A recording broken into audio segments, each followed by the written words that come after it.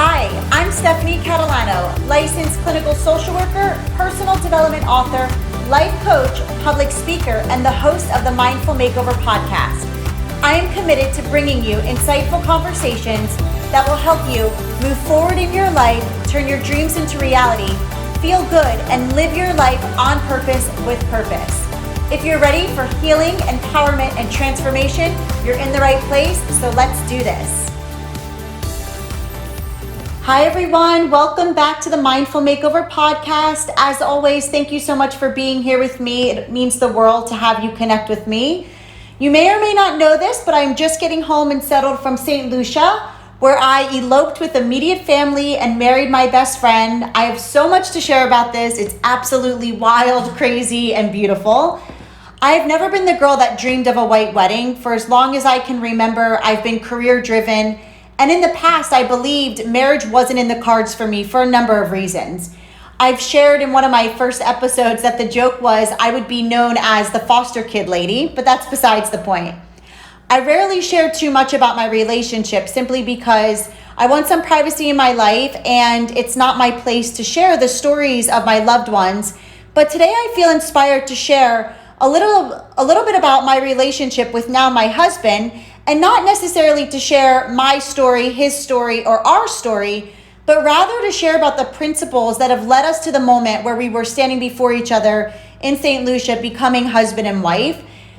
So my husband and I were introduced to each other back in August of 2016 at a mutual great friend's wedding. When we started dating, like most people, we had a conversation about what we both want, what we desire, what we need, and so on. And at that time, I had been single for years and I was fully committed to my own self-discovery and healing journey. And I honestly was hesitant about marriage, kids, and all the things that society tells us we have to do by a certain time. I'm not going to share his story because it's his story to tell. But what I will share is at the time we met, he had outside barriers that could potentially keep him from wanting to marry.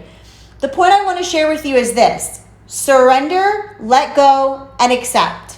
Surrender, let go, and accept. Here's why. In the early days of our relationship, both of us, we dodged the word marriage like a fastball coming out of left field. We tiptoed around this word. Anytime friends would ask us, oh, so when's the wedding? We both would cringe, not because we didn't love each other, not because we weren't fully committed, not because we couldn't see ourselves spending a lifetime together, but because there were barriers outside of our control, some of which were sensitive topics. The human me had many moments of tears, anger, questions like, should I stay in this relationship? Is this fair to me? Is it fair to him? Is it fair to us? How will this ever work? Will I be good enough if I'm in a relationship that never leads to marriage? The list goes on. And I'm sure you get the point because let's be real. As humans, we question things all the time. And it's easy to not trust that all will be well and that things are working out for us. It's scary to stay in the unknown. It feels really, really, really good to be in control and to know what's going to happen next, especially when feelings are involved. It's most of ours automatic response to put walls up and protect ourselves from possible hurt, pain, or disappointment. But you see, not me, not you, not any of us. We can't control the barriers that are beyond us. We can't control every outcome. We can't control the choices and responses of others. But what we can control is our choices, our responses, our perceptions, and how we cultivate feelings that we most want. We can control that. We also can control how we choose to show up and feel regardless of what's going on outside of us or around us. I can vividly remember a time in my relationship with my boyfriend at that time, but now my husband, where I literally surrendered. I mean, down on my knees, crying. I felt connected to my higher power. I released my need to know, my need to control, my need to force, my need to have. And at that time, I said a prayer. I said it as often as I needed, and I still say this prayer as needed. I prayed this. God, source, universe, all that is, I deliberately let go of my need to know, my need to be in control, and I choose to trust the journey of my life. For I know when I surrender and I allow myself to be, miracles happen. I choose to feel good now. I choose to believe I am whole, I am enough. I remind myself there is nothing outside of me that can complete me. I am all that I am free, I am safe, I am well. I started to pray this daily. It became part of my spiritual practice. Before I knew it, I was no longer dwelling on will we get married or will we not. I stopped questioning, can this relationship work? And instead I chose to believe that of course it will work, married or not. I knew the depths of our love, and I knew we would spend a lifetime together creating a beautiful life. I began to feel good every moment despite of having a certain outcome by a certain time. I began to trust that whatever's meant for my life, it will be. My relationship with my husband has been beautiful from day one.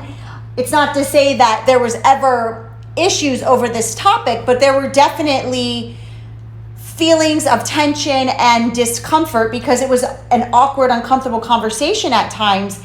But as most people do, especially in relationships, we attempt to have control of every step. And it's because we all want to feel safe.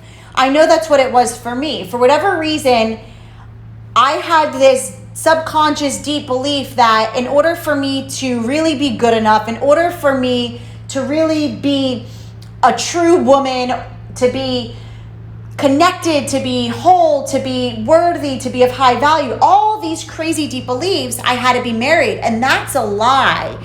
As I sit here today, I know that I had those beliefs because they're messages that are given us from society from the time we're children, right? That's all we hear growing up is, oh, you go to school, you graduate, then maybe you go to college, then you get married and you have kids. And that's just kind of drilled into us. So I had this deep belief that in order for me to really be good enough and really show up in the world as whatever good enough means, I had to be married. And, you know, we as people, we need to feel safe. That's a huge part of our life. And as humans, you know, we're on this journey of evolving, and it's really difficult to evolve without feeling safe, because it's not until we feel safe that we actually really open up and begin to release some of the things that hold us back. And so, you know, for me, I wanted to know, if I release and allow myself to just be, will I be safe? And the answer is and was yes. You know, when I actually felt more safe when I released and let go. And that's a practice in itself, because so often we think we're keeping ourselves safe by trying to force outcomes or control outcomes or stay attached to outcomes, but it's actually doing the opposite. It's actually keeping us stuck. It keeps us held back. So if you take anything away from this episode, I hope you will take away the message that you are exactly where you're supposed to be. There is no right or wrong time. There is no better time. The time is now. Whatever you want, need, seek, dream, wants you, needs you, seeks you, and dreams of you. So often people become their own barrier by focusing on having outcomes a certain way and by a certain time. And it's not until we fully release the need to know and control that miracles happen. By the way, miracles are available and happening 24/7. We miss out because we create a wall by trying to control all that's beyond our control.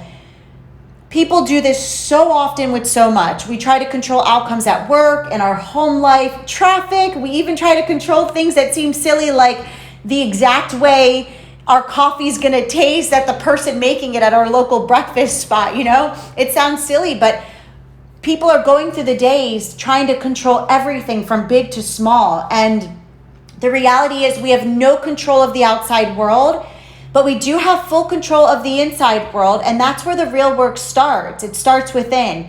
We become a magnet for miracles when we allow ourselves to show up feeling good despite who and what we have. We become a magnet for miracles when we begin to believe that whether we're married or not married, whether we have a kid or don't have a kid, whether we're making X amount of dollars a year or not making X amount of dollars a year, whether we're connected to our family or not connected to our family, whether we're living in that big dream house or not living in the big dream house, whatever it is, we truly become a magnet for miracles when we begin to believe and feel we are good enough, we are whole, we are worthy, we are of the highest value just because we are. We get that simply for our existence. We don't have to do anything to earn that. We get that just by being. So for me, had I remained focused on, will we ever get married? If so, when exactly will it be? How will it happen? There's a good chance my relationship might not have worked and I might not be married, right? For no other reason other than the resistancy it would have brought into the relationship had I not surrendered and let go of the need to know and be in control. I know it can be hard to let go, but letting go is a necessary part of evolving. You must let go in order to evolve. You must let go so you can be, and by being, you attract what's meant for you.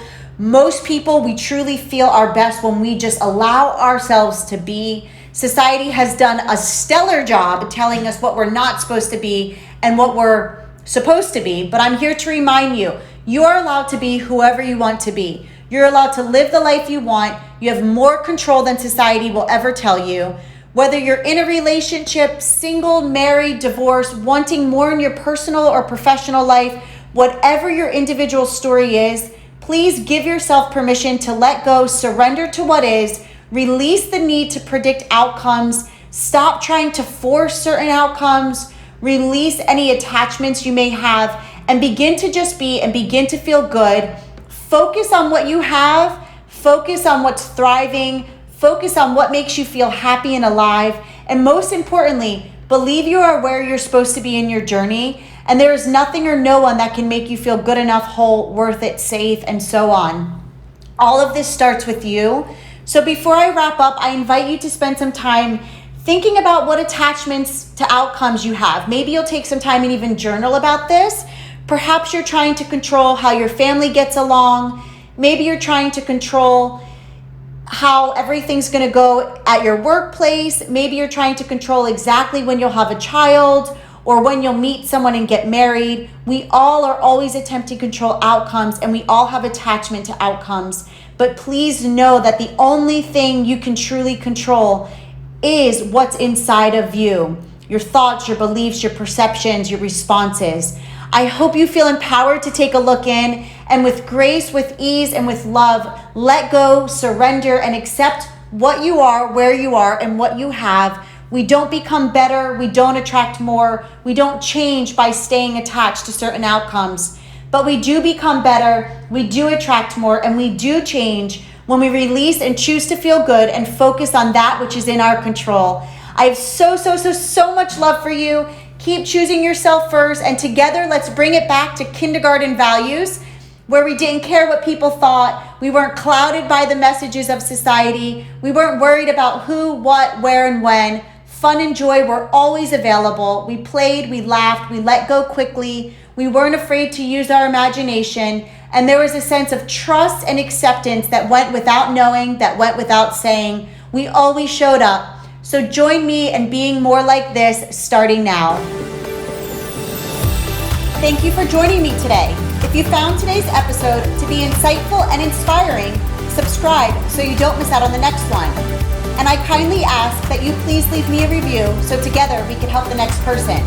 To learn more about my products and services, check out www.themindfulliving.com and come connect with me on Instagram at mindfulliving.now, where I share daily inspiration, mindful skills, tips, and more. Until the next episode, stay mindful and always remember the power that lives inside of you.